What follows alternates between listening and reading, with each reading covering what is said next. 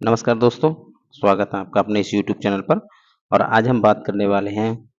तो देखो आरओ की जो फाइनल कट ऑफ क्या हो सकती है, मेंस कब होगा, रिवाइज कैलेंडर कब आने वाला है और पीसीएस 2025 में कितनी पोस्ट रहने वाली हैं इस बार।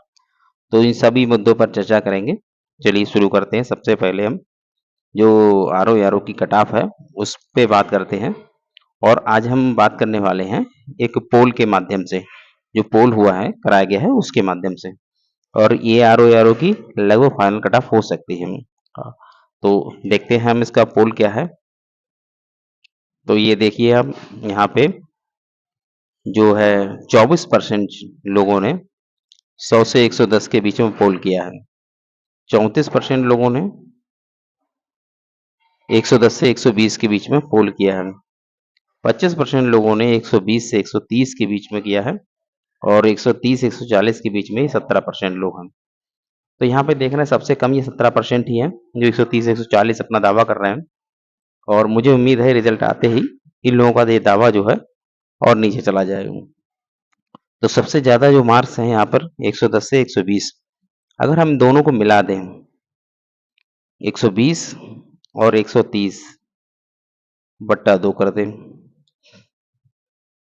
तो ये आपके हो जाएंगे 250 बट्टा 2 यानी 125। और वही हम बता चुके हैं कट ऑफ जो है 120 से 125 के बीच में रहने वाली है यूआर की। और बाकी देखते हैं रिजल्ट के बाद क्या रहता है। आप लोगों को सच्चाई तो पता चल ही जाएगी। अभी तो आप जो भी कहना चाहें कह सकते हैं, लेकिन जहाँ तक मेरा अनुभव है वो यही बता रहा है कि 120 से 125 के बीच में ही रहना चाहिए। हाँ, ओबीसी की हो सकती है थोड़ी सी ऊपर चली जाए जनरल से, ओबीसी की ऊपर जा सकती है, ईडब्ल्यूएस के नीचे रहेगी ओबीसी से।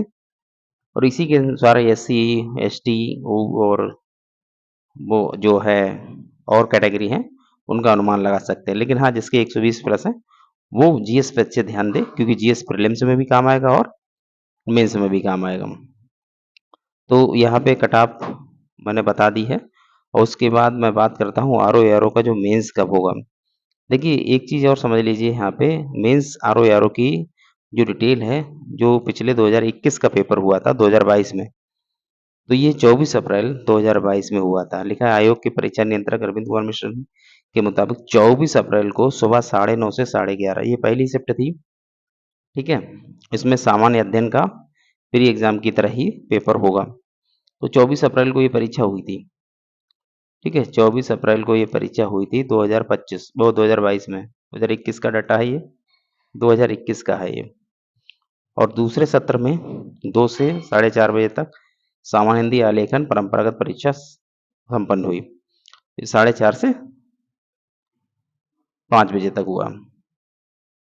ठीक है, इसमें सामान्य हिंदी व्याकरण वगैरह सब चीज टाइप थी।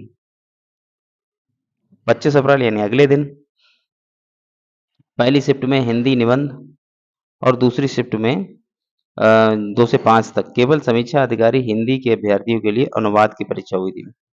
यानी परीक्षा आपकी, और आखिरी दिन 26 अप्रैल को ये 9:30 से 12:30 तक केवल समीक्षा अधिकारी उर्दू है उनके लिए हुई थी परीक्षा, ये अनुवाद की परीक्षा थी। यानी कि आयोग अपना जो है परीक्षा 2 से 3 दिन में कराता है। तो 2-3 दिन लगातार हमें ये डेट देखनी होगी कि आयोग के पास है या नहीं है।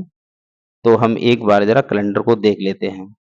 तो ये देखिए जो है 2025 का कैलेंडर है ये पीसीएस का। देखना है 28 जनवरी 2025 को जारी हुआ। अभी रिवाइज आने वाला है, वो हम उस पर बात करेंगे। तो इसमें हम नवंबर की डेट देख लें कि नवंबर में ये परीक्षा संभावित है। तो नवंबर की डेट देखते हैं अगर हम, तो यहाँ पे देखिए ये 12 अक्टूबर को तो आपको प्रीलिम्स की परीक्षा है, ये कंफर्म है। तो ठीक है, यूपी पीसीएस प्रीलिम्स की परीक्षा है। उसके बाद देखो 18 अक्टूबर को भी लगा हुआ एग्जाम आरक्षित है, 2 नवंबर की जो रविवार पड़ रहा है, 6 नवंबर की जो गुरुवार पड़ रहा है, और 9 नवंबर जो रविवार पड़ रहा है। आयोग के पास ये 3 डेटें नवंबर के महीने में आरक्षित हैं। एक 30 नवंबर भी है रविवार।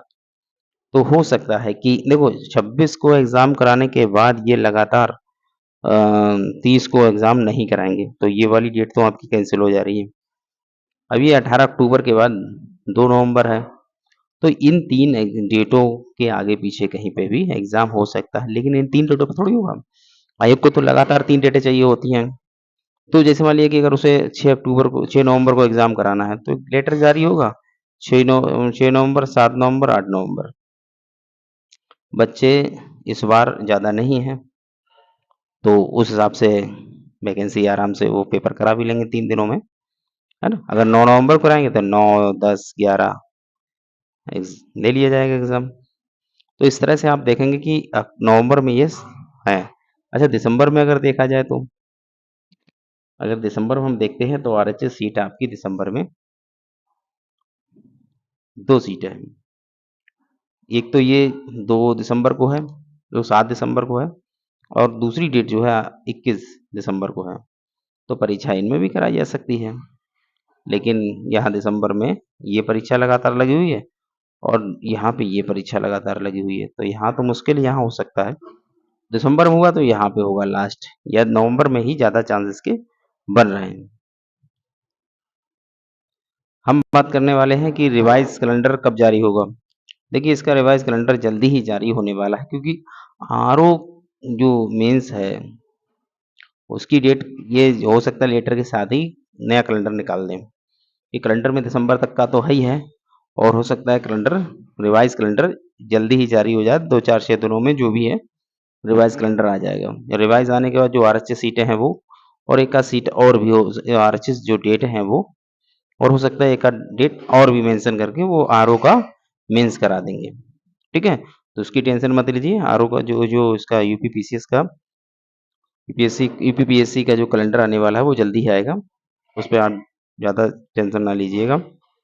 अब यूपीपीसीएस 2025 में कितनी सीट रहने वाली हैं, इस पे हम चर्चा करने वाले हैं कि यूपीपीसीएस जैसे कि बताया जा रहा है कि सीटें बहुत हैं। तो आप लोग ध्यान दीजिए कि हो सकता है सीट सच में बहुत ज़्यादा है, और हो सकता है इस बार पीसीएस 2024 का भी रिकॉर्ड पीछे रह जाए।